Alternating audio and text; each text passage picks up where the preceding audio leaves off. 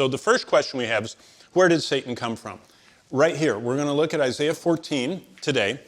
The corollary to this is Ezekiel 28. They both tell the same story, only they're like the difference between Matthew, Mark, and Luke and John.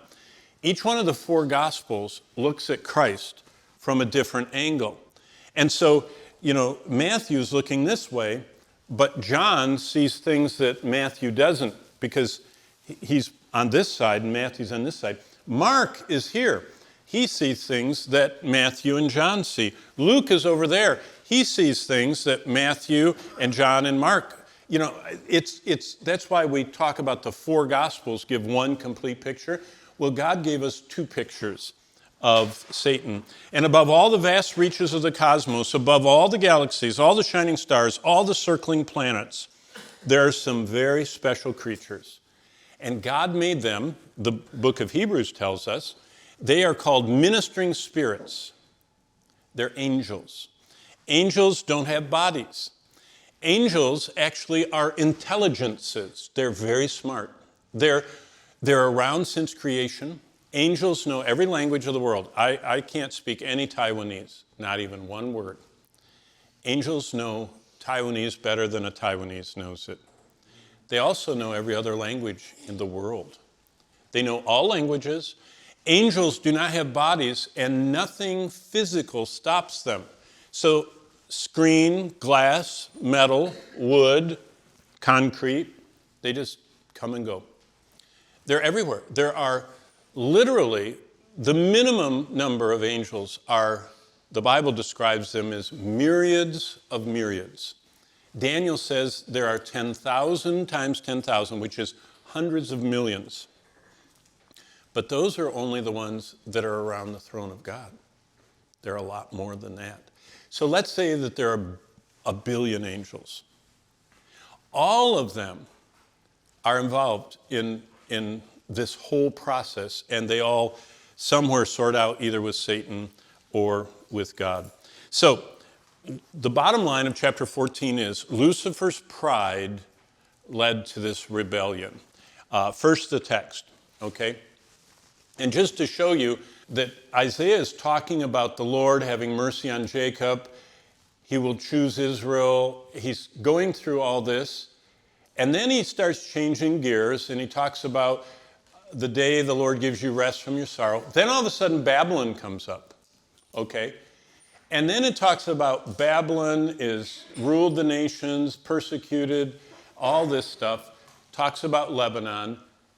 And then look, it changes in verse 11 and talks about your pomp has brought you down to Sheol, the sound of your stringed instruments, your maggot, that's the things that flies lay, those little worms, cover you. And now all of a sudden, look at verse 12. Now we hear about the greatest creature God ever created, the most powerful creature, the most brilliant creature. Of everything that God made, the highest power and intelligence was this Lucifer, the son of the morning. And it says, you are cut down, verse 12, you who weaken the nations. Now look what verse 13 says. This is what Satan thought. He didn't say it out loud. What you have said in your heart. Now pause for a second. Did you know God's keeping track of that with all of us? Many Christians have two parts. The smiling part, they show us, and what they're really thinking in here. Look at, you said in your heart, verse 13. God knew Satan's motivations.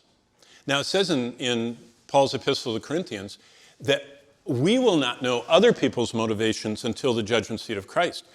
Remember I told you last hour how we're all going to have our moment to stand in front? Did you know God is not only going to show what we did, he's going to show why we did it. That's why, do you remember what I wrote right up last hour was right here in that box? Same color, green. Pleasing God. That's the motivation that makes what we do last forever. We only have two choices on the shelf, pleasing God or pleasing myself. That's life. And God says, I want you in your heart to say the right things. Well, what did Satan say? 5 things. This is the essence of his rebellion. I will ascend into heaven. I will exalt my throne above the stars of God. What is stars of God? Remember, there's a term that you learn in theology class. I don't know if you've had it yet. It's called analogia scriptura.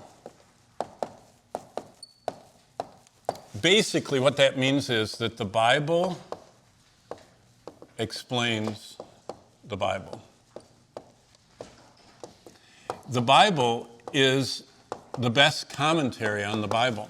That's why the more you read the Bible, the more you study the Bible, the more connected together the Bible is. And so when I see this, I will exalt my throne above the stars, I immediately think about what it says in the book of Job when it says that the angels sang as they watched God create. And that they, in Revelation, those same angels that sang, that Satan took a third of the stars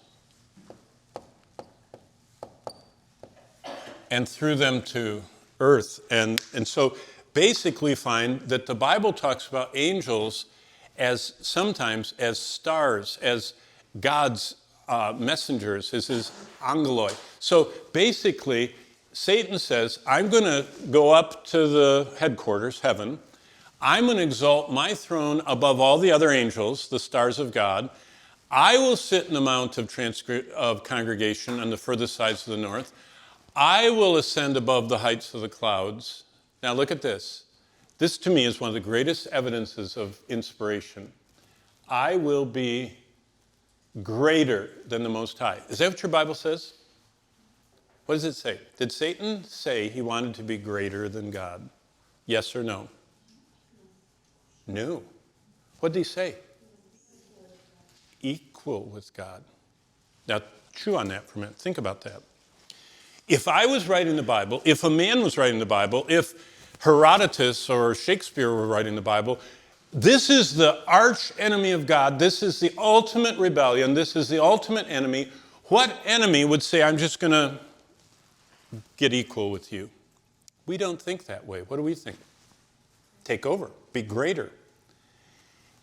That's one of the greatest evidences that this is inspired. This is really what Satan thought. Why? Because Satan knew nothing can be greater than God.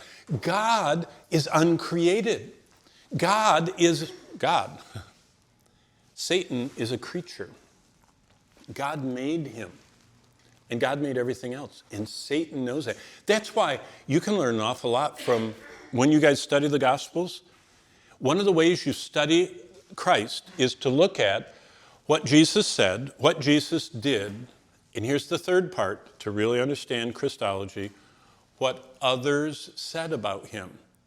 When a demon talks about Jesus, what did they say? They knew who he was. They actually said that. We know who you are. Do you remember what the one in Capernaum said? You're the, and he quotes Isaiah, the Holy One of God. So Satan knows who the Father is, and he knows who the Son is, and he says, I'm just going to be like the Most High God. So God says in verse 15, you'll be brought down to Sheol, and there it is. And I'm going to show you a chart of this a little bit later when we get to Hezekiah, to the pit. Remember, I had drawn right here the earth, and there's this demon prison, and the place where everyone that's ever lived is kept, all the lost, to the lowest parts of the pit. By the way, no one's in hell right now, right? You know that. No one is in hell. The first person that goes in hell is the Antichrist and the false prophet. You understand that? Nobody's there yet. Where are they then? Remember the rich man and Lazarus? He's crying out in the flames and saying, have mercy and give me a drop of water. Where was he? He's in here. It's called Hades. It's called the grave. It's called the pit. It's called Sheol. It has many biblical terms. But that's, and by the way, we know Satan goes there because that's in Revelation 20. He's chained and locked in that pit. during the millennium. Okay, and on it goes.